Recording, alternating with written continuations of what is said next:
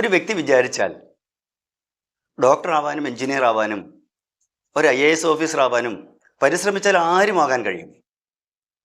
എന്നാൽ ഒരു നല്ല സംസ്കാരത്തിനുടമയാകാൻ കഴിയുന്നുണ്ടോ? ഹായ്, എല്ലാവർക്കും എൽസ് ടോക്സിലേക്ക് സ്വാഗതം. സാധാരണഗതിയിൽ ഒരു വ്യക്തിയുടെ പഠനകാലത്തെ ഒന്ന് വിലയിരുത്തിയാൽ 5 വർഷം, 10 വർഷം, 20 വർഷ കാലക്രമമൊക്കെ ആ പഠനവുമായി ബന്ധപ്പെട്ട് ആ ഒരു പ്രോസസ്സിലൂടെ കടന്നു പോകുന്നുണ്ട്. എന്നാൽ അത്തരമൊരു പ്രോസസ്സിലൂടെ കടന്നു പോകുന്ന ഒരു വ്യക്തി അത്രയും കാലത്തെ തൻ്റെ പഠനകാലത്തിന് ശേഷം തൻ്റെ ജീവിതത്തിൽ പുലർത്തേണ്ട സാമാന്യ മര്യാദകൾ, നല്ലൊരു സംസ്കാരം, ഉദാഹരണത്തിന് റോഡിലിറങ്ങി സഞ്ചരിക്കുന്ന സമയത്ത് റോഡ് നിയമങ്ങൾ പാലിക്കുന്ന കാര്യത്തിൽ തൻ്റെ വിദ്യാഭ്യാസം തനിക്ക് എത്രമാത്രം സഹായകരമാവുന്നുണ്ട്. സീബ്ര ലൈനുകൾ റോഡ് ക്രോസ് ചെയ്യാനുള്ള കൃത്യമായ രേഖ നമ്മളെ കാണിക്കുന്നുണ്ട്, അടയാളപ്പെടുത്തിയിരിക്കുന്നു. എന്തേ ഈ വിദ്യാസമ്പന്നരായ അയാൾക്ക് ഈ റോഡ് ക്രോസ് ചെയ്യാൻ ഈ സീബ്ര ലൈനുകൾ ഉപയോഗിച്ചുകൂടാ? അതേപോലെ റോഡ് നിയമങ്ങൾ പാലിക്കുന്നതിൽ ഒരു വാഹനം ഓടിക്കുന്ന ഒരാൾ എത്രമാത്രം സംസ്കാരത്തിന് ഉടമയായിട്ടാണ് ആ വാഹനം ഓടിച്ചു പോകുന്നത്. നമ്മൾ ടാക്സ് കൊടുക്കുന്ന റോഡാണ് എങ്കിൽ പോലും നമ്മുടെ പുരയിടത്തിന് പുറത്തിറങ്ങിയാൽ മറ്റൊരാൾ കൂടി അവകാശപ്പെട്ട റോഡിലേക്കാണ് നമ്മുടെ വാഹനവുമായി നമ്മൾ ഇറങ്ങുന്നത് എന്നുള്ള ഒരു സാമാന്യ ബോധം, ഒരു കോമൺ സെൻസ് നമുക്ക് നഷ്ടപ്പെടുന്നു. നമുക്കുള്ളതുപോലെ ഒരു സ്വാതന്ത്ര്യം അവരനുമുണ്ട് എന്ന് ചിന്തിക്കുവാനും അതിനെ നമുക്ക് റെസ്പെക്റ്റ് ചെയ്യാനും കഴിയുന്നില്ല.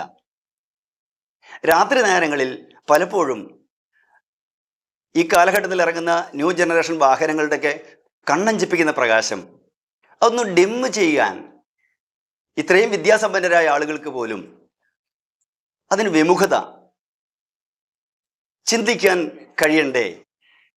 തൻ്റെ കണ്ണഞ്ചിപ്പിക്കുന്ന ഈ പ്രകാശം എതിരെ വാഹനം ഓടിച്ചു വരുന്ന ആൾക്ക് കാഴ്ച നഷ്ടപ്പെടുത്തിയാൽ, അല്ലെങ്കിൽ തൻ്റെ ദൃശ്യം വ്യക്തമാക്കാത്തൊരു സാഹചര്യം വന്നാൽ ആ ദിശ തെറ്റി വരുന്ന വാഹനം തൻ്റെ പ്രാണന് തന്നെ അപകടമായി മാറാൻ സാധ്യത എന്തുകൊണ്ട് ചിന്തിച്ചുകൂടാ? അതേപോലെ ഏതെങ്കിലും ഒരു ഇടത്ത് നമ്മൾ എത്തിക്കഴിഞ്ഞാൽ ആ വാഹനം ഒന്ന് പാർക്ക് ചെയ്യുന്ന കാര്യത്തിലായാൽ പോലും ധാരാളം വാഹനങ്ങൾക്ക് പാർക്ക് ചെയ്യാൻ വളരെ സിസ്റ്റമാറ്റിക് ആയിട്ട്, ഡിസിപ്ലിൻഡ് ആയിട്ട് വാഹനം പാർക്ക് ചെയ്താൽ ധാരാളം വാഹനങ്ങൾ പാർക്ക് ചെയ്യാൻ ഇടമുണ്ട് എന്നിരിക്കെ തോന്നിവാസം അല്ലെങ്കിൽ ഒരു ഡിസിപ്ലിൻ ഇല്ലാതെ വാഹനങ്ങൾ പാർക്ക് ചെയ്തിട്ട് പോകുന്ന ചില ആളുകൾ നിമിത്തം മറ്റാളുകൾക്ക് എന്തുമാത്രം അസൗകര്യമാണ് ഉണ്ടാവുക. ചിന്തിക്കാൻ കഴിയണ്ടേ? 5, 10, 15, 20 വർഷം തൻ്റെ വിദ്യാഭ്യാസ കാലഘട്ടത്തിലൂടെ കടന്നു പോകുന്ന ഒരു വിദ്യാസമ്പന്നനായ ഒരു വ്യക്തിക്ക് ഈ നാടിൻ്റെ സംസ്കാര സമ്പന്നമായ ഒരു പ്രവൃത്തിയിലേക്ക് തന്നെ ഒന്ന് നയിക്കുവാൻ കഴിയുന്നില്ല? വാഹനങ്ങളുടെ വേഗത, പലപ്പോഴും വലിയ വേഗതയിൽ വാഹനം ഓടിച്ചു പോകുമ്പോൾ കിട്ടുന്ന കാറ്റ്, നന്നായി കാറ്റ് കിട്ടും, പക്ഷേ ആ വാഹനം ഓടിച്ചു പോകുന്ന ആളുടെ കാറ്റ് പോകാനും അത് കാരണമാവാം. ഇംഗ്ലീഷ് അക്ഷരമാലയിൽ Q എന്നൊരു അക്ഷരമുണ്ട്. പക്ഷെ മലയാളികൾക്കാണോ, പൊതുവെ നമ്മുടെ സാധാരണഗതിയിൽ പറഞ്ഞാൽ വളരെ കൂടുതൽ ആളുകൾക്ക് ആ Q എന്നുള്ള അക്ഷരം അല്ലെങ്കിൽ ആ Q അത്രമാത്രം ഇഷ്ടമല്ല.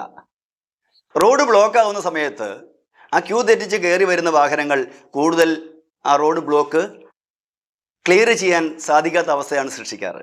ഒരു ആംബുലൻസ് കടന്നു വന്നാൽ പോലും കടന്നു പോകാൻ സാധിക്കാത്ത തരത്തിൽ റോഡ് ബ്ലോക്ക് ആവുന്നത് നമുക്ക് കാണാൻ കഴിയും. ഇനി ഒരു ആംബുലൻസ് സൈറൺ മുഴക്കി പാഞ്ഞു വരുന്ന ആംബുലൻസിന്റെ മുന്നിൽ വഴി കൊടുക്കാതെ വളരെ ദൂരം സമയനഷ്ടമുണ്ടാക്കുന്ന ആളുകളെ നമ്മൾ കാണാറുണ്ട്. വിദ്യാസമ്പന്നരായ ആളുകൾക്ക് ഇത്തരമൊരു സംസ്കാരം രൂപപ്പെടുത്തിയെടുക്കാൻ കഴിയുന്നില്ല? മറ്റൊരു കാര്യം, എത്രമാത്രം വിദ്യാഭ്യാസമുള്ളവരായാൽ പോലും മറ്റുള്ളവരുടെ ക്ഷമയോടുകൂടി കാര്യങ്ങളൊന്ന് പറഞ്ഞു കൊടുക്കുവാൻ, മറ്റുള്ളവർ പറയുന്ന കാര്യങ്ങളൊന്ന് കേൾക്കുവാൻ, ഒരു സംശയ നിവാരണം നടത്തുവാൻ, ഒരു വഴി ചോദിച്ചു വരുന്ന ഒരാൾക്ക് കൃത്യമായി വഴിയൊന്ന് പറഞ്ഞു കൊടുക്കുന്ന കാര്യത്തിൽ പോലും പലപ്പോഴും ഈ സംസ്കാര സമ്പന്നത നമ്മൾക്ക് കാണാൻ കഴിയാറില്ല.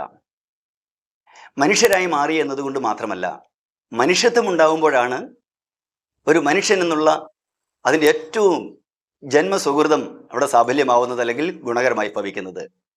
അങ്ങനെ ഓരോ വ്യക്തിയിലും തൻ്റെ വിദ്യാഭ്യാസമുള്ളവർക്കായാലും വിദ്യാഭ്യാസമില്ലാത്തവർക്കായാലും ഒരു നല്ല സംസ്കാരത്തിനുടമയായി മാറാൻ കഴിയുന്ന തരത്തിലേക്ക് ജീവിതം ക്രമപ്പെടുത്താൻ കഴിയട്ടെ. മറ്റൊരു വീഡിയോയുമായി വീണ്ടും വരുന്നവരേക്കും signing off, Radhakrishnan. Be better every day.